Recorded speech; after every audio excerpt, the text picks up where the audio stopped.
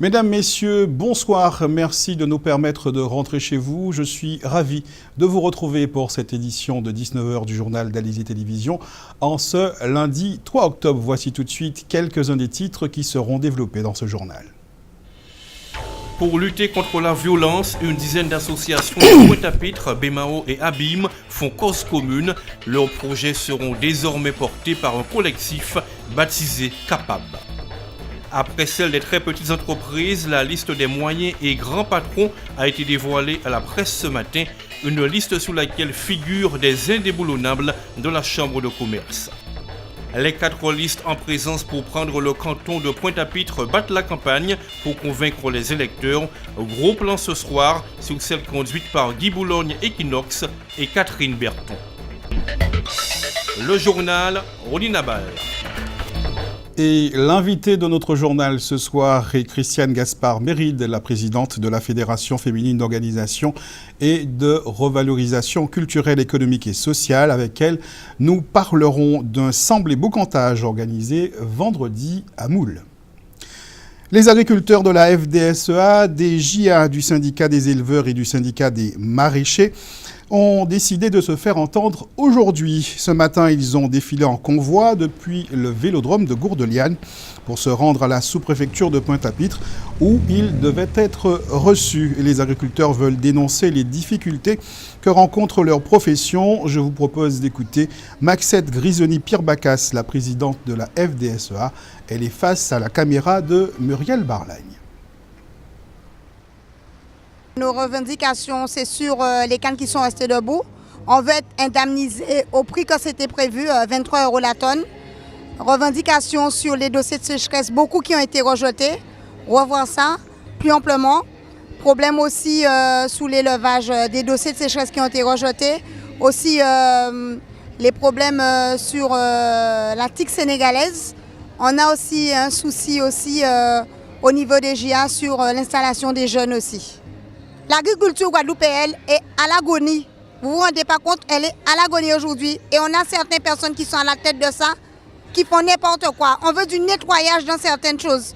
On veut plus de transparence, même au niveau de l'autorité, même au niveau de certaines interprofessions. C'est ce que j'avais à dire. Se mettre ensemble pour lutter efficacement contre la montée de la délinquance et endiguer la violence, c'est la finalité du collectif des associations de l'agglomération pointoise des femmes et des hommes de terrain dans les quartiers des Abîmes de Pointe-à-Pitre et de Bemao qui œuvrent déjà de leur côté à la cohésion sociale et qui travailleront désormais main dans la main.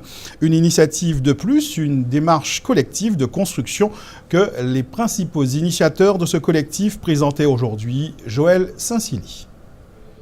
Mutualiser les projets et les compétences, c'est l'ambition de Capab. Entendez par là, collectif des associations de l'agglomération Pointe-à-Pitre, Abim, Bemao. Faire table rase du passé en oubliant les antagonismes parfois insensés pour lutter contre la violence, c'est le mot d'ordre de Capab. On avait souvent tendance à faire des choses de notre côté, donc Bemao, Pointe-à-Pitre, Abim. On sait très bien les tensions qu'il y a entre les jeunes de ces quartiers-là. Moi, je pense que c'est une très bonne initiative qu'on aurait dû faire depuis très longtemps. Et on y a pensé après le concert de la réconciliation qu'on a organisé le 21 juin à Bemao avec l'association En Route et l'association C4. L'association tyrolienne était aussi présente. Donc on s'est dit pourquoi pas, pourquoi ne pas essayer. De toute façon, qui ne tente rien n'a rien. Culture, éducation, sport, chacun portera désormais ses actions à travers un projet commun, le recul de la violence. Parmi les signataires, Kalinago, une association qui a déjà fait ses preuves en matière de coopération internationale. Chaque année, on organise des échanges universitaires, on organise des séjours linguistiques dans les deux sens. Donc on fait venir en Guadeloupe, mais aussi on permet aux Guadeloupéens de découvrir d'autres horizons. On s'est spécialisé dans le bassin caribéen et l'Amérique latine. Capab se dit ouvert à toutes les propositions dont l'objectif est de combattre la violence. La prochaine action de Capab est prévue avant la fin de l'année. Il s'agira pour le collectif composé déjà d'une dizaine d'associations de rencontrer en un seul lieu tous les décideurs du département. Et l'objectif que se fixe ce collectif est le même que celui de notre invité, c'est Christiane Gaspard-Méride. Bonsoir.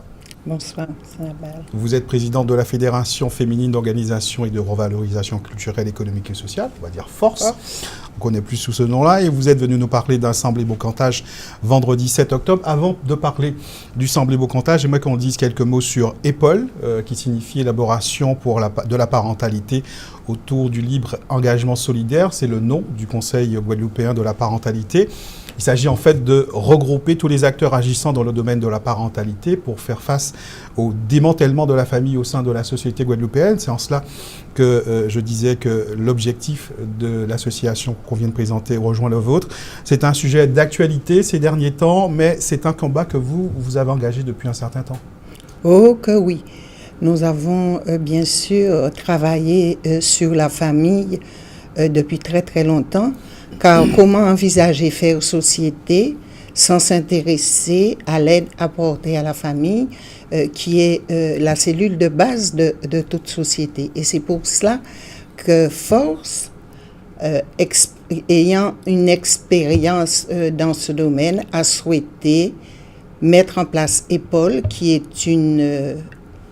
ce qu'on appelle une SIC, une SCIC, une société coopérative d'intérêt commercial dédiée quasiment essentiellement à la famille, l'environnement familial et aussi à la création d'outils qui puissent aider la famille à remonter la pente et à retrouver ses lettres de noblesse. Mais bien sûr, nous ne travaillons pas seuls. Justement, j'allais en venir, on parlera des outils tout à l'heure. Quels sont justement vos partenaires dans cette démarche? Alors, nos partenaires dans cette démarche, puisque c'est une action que nous avions commencé au Moule il y a des années avec des mamans, des familles monoparentales, avec la CAF, les travailleurs sociaux de la CAF, le CCAS du Moule, à l'époque Force, et maintenant nous avons élargi dans le cadre de l'essaimage de cette action, nous avons un comité de pilotage qui est composé bien sûr du noyau dur, c'est-à-dire toujours les travailleurs sociaux de la CAF, Force, EPOL, le CCAS du Moule, les bailleurs sociaux, Sigesen Samar, le CLSH du Moule. J'espère que je n'ai oublié personne. Et justement, cette cohésion du comité de pilotage, cette volonté d'avancer ensemble et de faire ensemble ce qui, chez nous, est difficile, nous permet, avec l'aide de tous ces partenaires et aussi l'ARS qui, au niveau de la santé, nous aide beaucoup dans cette tâche. Donc, tous ensemble, nous espérons continuer avec la déléguée régionale aux droits des femmes, avec qui nous travaillons aussi depuis longtemps, Madame Marie-Angélique. C'est tout un collectif, institutions, organismes divers, associations qui a depuis tantôt pris conscience de l'importance de travailler au niveau de la famille et qui continue sa tâche sans relâche. Alors, il s'agit de trouver de nouveaux outils, vous le disiez, pour que les parents puissent mieux assurer et assumer leur rôle. Quels sont ces outils que vous avez développés? Alors, l'outil que nous avons développé, c'est bien sûr un outil qui existait déjà dans le cadre du REAP, le réseau d'écoute, d'appui et d'accompagnement des parents, dont la CAF a en charge le rayonnement sur le territoire. L'outil principal, c'est le groupe de parole. Le groupe de parole entre parents, pas entre professionnels et parents, entre parents pour des échanges de savoir-être et de savoir-faire. Nous avons aussi co-rédigé une charte de la famille que nous avons appelée Charte Lianage Kawekera. Et nous avons maintenant 7 quartiers du Moule où nous allons intervenir pour aller au plus près des gens. Et dans cette perspective, justement de redistribuer sur ce territoire du Moule notre expérience au niveau des outils que j'ai cités, au niveau aussi d'un partenariat avec les associatifs de quartier qui font autorité dans les différents points que nous ciblons. Nous allons ensemble entreprendre un véritable travail de fond avec la famille.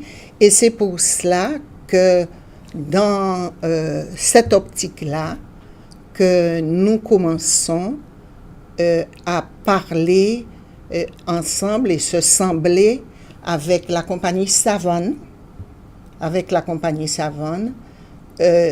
qui a un outil ô combien important qui est le Théâtre Forum, qui permet justement par des scénettes de permettre aux spectateurs de devenir acteurs et de rentrer dans la dynamique qui est développée sur scène pour donner son avis. Nous pensons avec tous ces acteurs vraiment pouvoir faire un travail conséquent et surtout sur un fond culturel. Le comité de pilotage s'est prononcé fermement sur cela. Nous voulons travailler sur la famille, mais avec un fond culturel qui nous est propre, nous enrichir de l'extérieur, mais rester nous-mêmes. Alors vous avez dévoilé un peu la forme que prendra la rencontre de vendredi, ce semblé beau cantage organisé à Sergent à Moule. Donc il s'agira de parler de parentalité, il s'agira également de développer la thématique de l'estime de soi. Ce sont les deux axes. C'est-à-dire que la parentalité est en toile de fond, il sera toujours en toile de fond. Mais justement, notre charte de la famille parle de l'estime de soi, entre autres.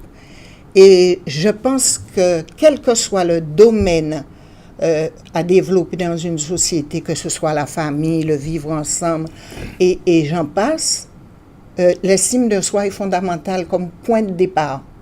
Si aussi je fais et je rends hommage, de même que toutes ceux et celles qui travaillent avec moi, à la culture, mais le faire ensemble aussi dépend de cette estime de soi qui permet de se positionner, qui permet d'aller aussi vers les autres et qui permet d'innover. Parce que je pense qu'aujourd'hui, je ne dis pas que rien n'a été fait au niveau des familles, on ne va pas non plus parler avant comment c'était, mais je pense qu'à société nouvelle, à monde nouveau fonctionnement aussi. La famille n'est plus ce qu'elle était, la famille n'est plus basée sur les principes que nous avons connus, que nos grands-parents nous ont inculqués.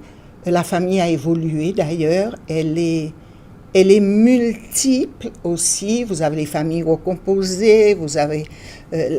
en fait, la famille traditionnelle, je ne dirais pas qu'elle n'existe plus, mais elle revêt plusieurs formes. Il y a maintenant d'autres types de familles qui ont les mêmes finalités, mais qu'il faut considérer quand même dans leur intégrité, dans leur spécificité.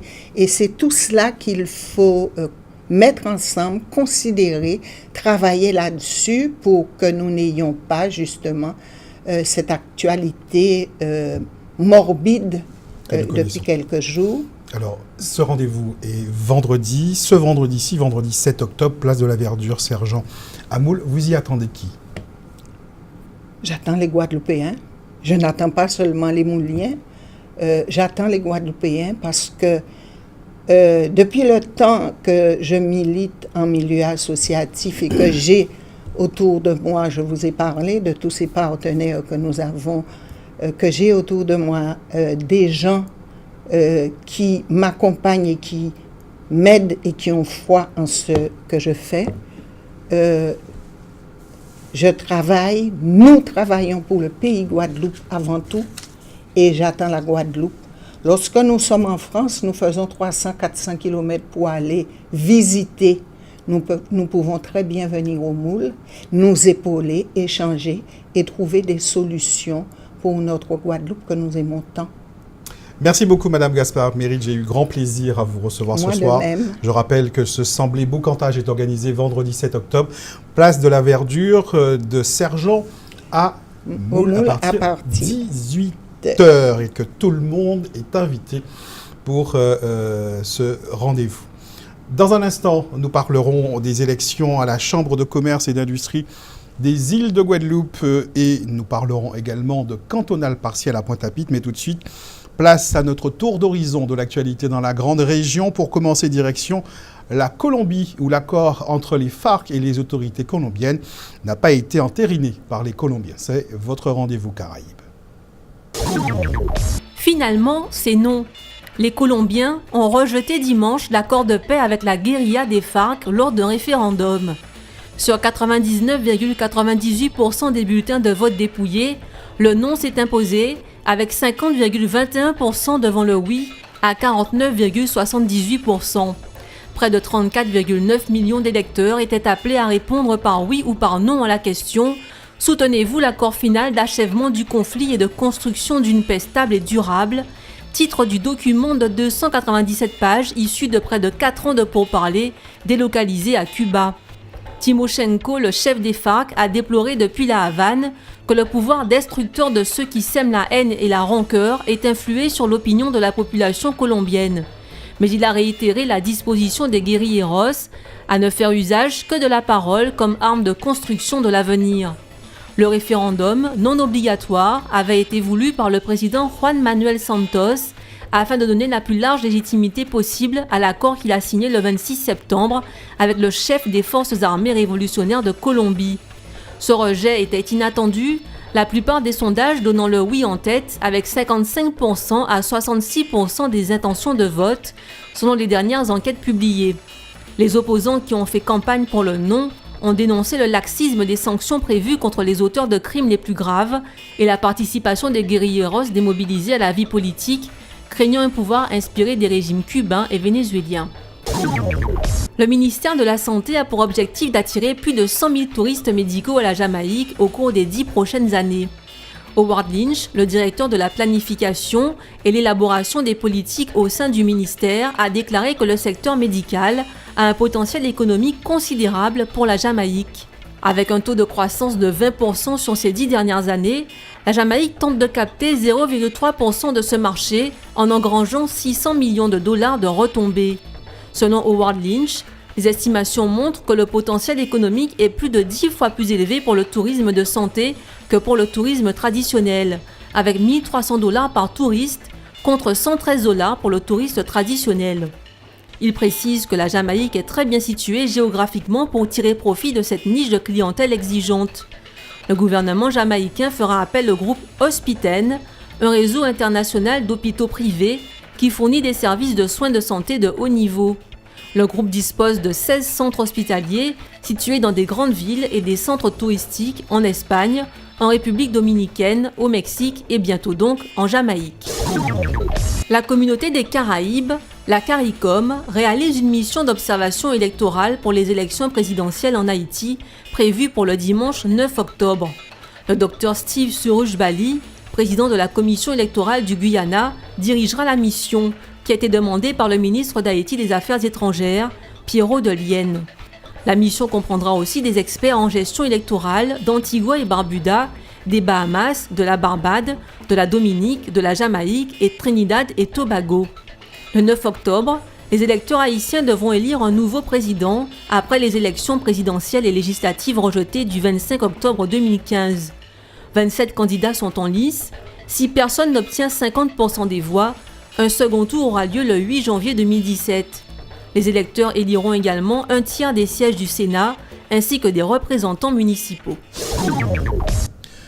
Junior, l'un des 2 Lamentins qui ont été relâchés le 9 août dernier, est décédé hier dimanche, annonce le Parc national de Guadeloupe, initiateur du projet de réintroduction de ce mammifère herbivore dans nos eaux. L'animal pourrait être mort d'une insuffisance rénale fulgurante. L'examen pratiqué 2 jours plus tôt sur l'animal avait permis de constater une forte perte de poids et mis en évidence cette déficience rénale chez le mammifère. Mais malgré les efforts de l'équipe de vétérinaires, Junior a été retrouvé mort dimanche dans l'après-midi. À moins de 3 semaines du début des élections des membres de la Chambre de commerce et d'industrie des îles de Guadeloupe et des délégués consulaires de l'institution, les membres de la liste Ensemble pour l'entreprise des îles de Guadeloupe étaient face aux journalistes aujourd'hui, une liste sans tête de liste, mais 44 membres qui, en cas de victoire, devront donc désigner celui ou celle qui sera à la tête du bureau de la CCI-IG. Cette liste d'union regroupe des membres des différentes organisations patronales réunies au sein de Guadeloupe Économique, à l'exception de la FTPE, dont le président conduit une liste dissidente. Ce matin donc, les représentants de l'UDMIDEF Guadeloupe, les représentants de la CGPME, de l'UMPEG ou encore de la FRBTP présentaient le programme qu'ils défendent pour ces élections consulaires qui débutent le 20 octobre prochain. Muriel Barlagne. C'est dans un hôtel du Gosier que Guadeloupe Économique, regroupant quasiment l'ensemble des organisations patronales locales, a présenté sa liste pour les élections de la CCI. Ensemble pour l'entreprise des îles de Guadeloupe est une liste complète. 44 personnes en lice pour le renouvellement des membres de la Chambre consulaire, des candidats représentatifs des secteurs du commerce, des services et de l'industrie. Ce sont les membres qui sont eux-mêmes représentatifs de leur organisation patronale et bien évidemment les présidents de chaque organisation a été représenté, de même que quelques sortants de la Chambre et ensuite nous avons rajouté des jeunes et des femmes, en particulier, de nouvelles femmes, une nouvelle jeunesse, de nouvelles idées, de nouvelles ambitions pour la Chambre, que nous voulons une chambre d'union, mais une chambre aussi de projet, une chambre d'action, une chambre dynamique. Cette équipe est prête à relever les défis qui attendent le monde de l'entreprise. Il s'agit aussi de bâtir la CCI de demain avec d'importantes contraintes budgétaires.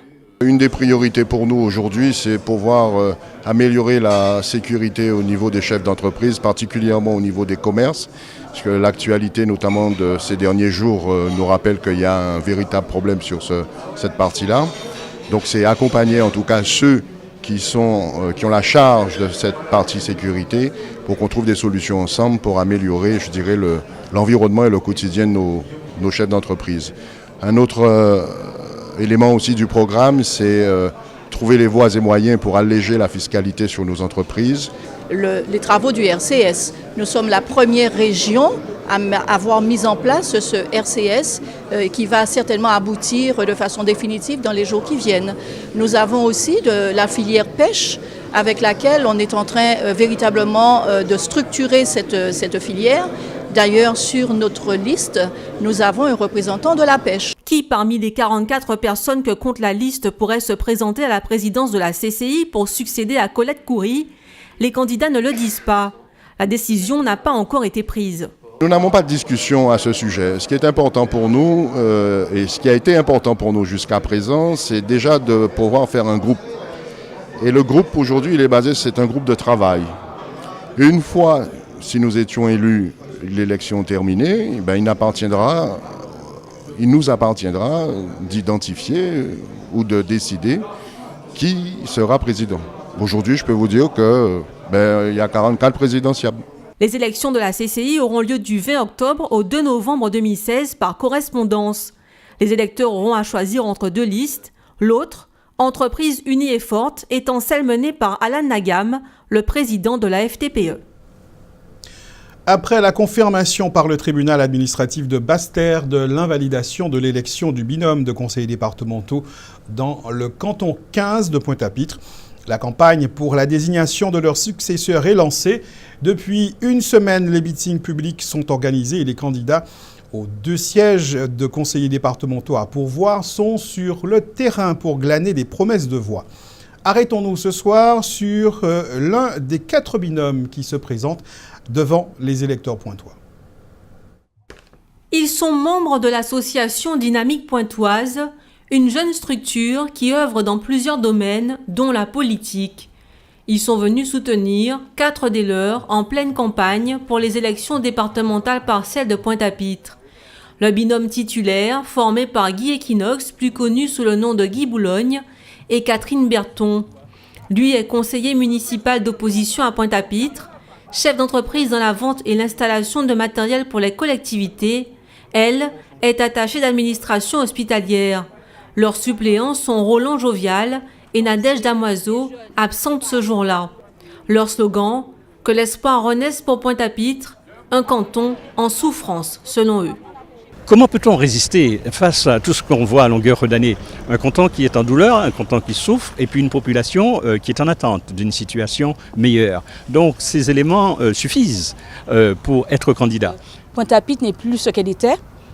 Entre la ville que j'ai connue lorsque j'étais plus jeune et celle que je connais actuellement, ça n'a plus rien à voir.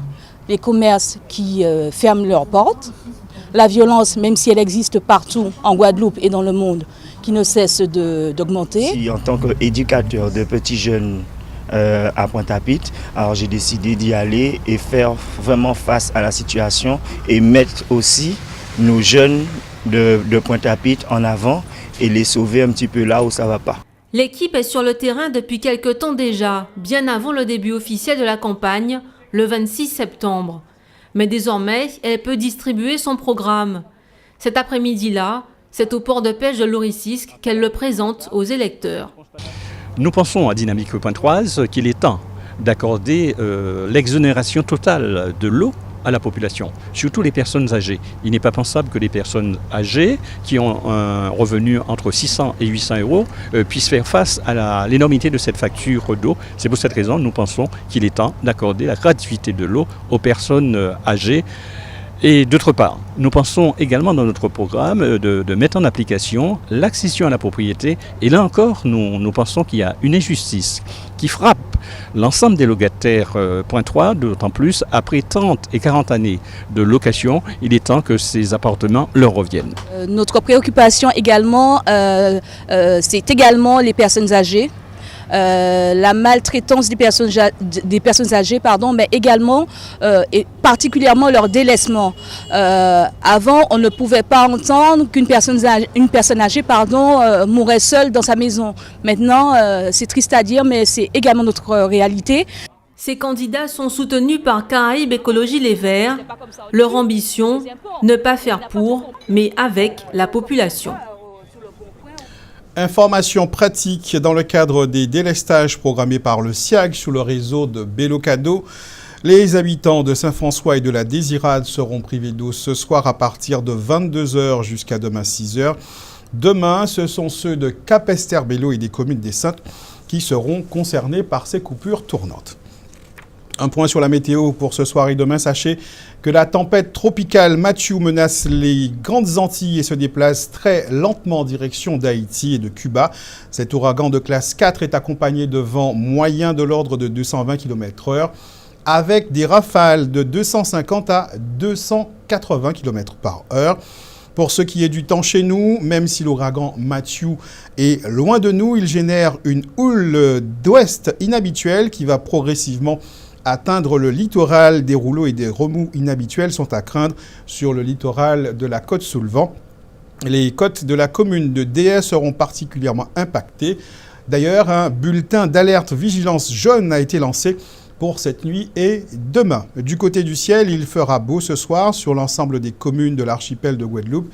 Quelques averses, par contre, sont à craindre dans l'est. Demain mardi, peut-être encore quelques averses sous la Désirade, mais sinon, le soleil va se montrer bien présent. Côté qualité de l'air, ce sera du très bon pour demain avec un indice Atmo de 2, annonce Guader. Passez une bonne soirée sur Alizé Télévision. On se donne rendez-vous demain 19 h pour un nouveau point sur l'actualité locale et régionale.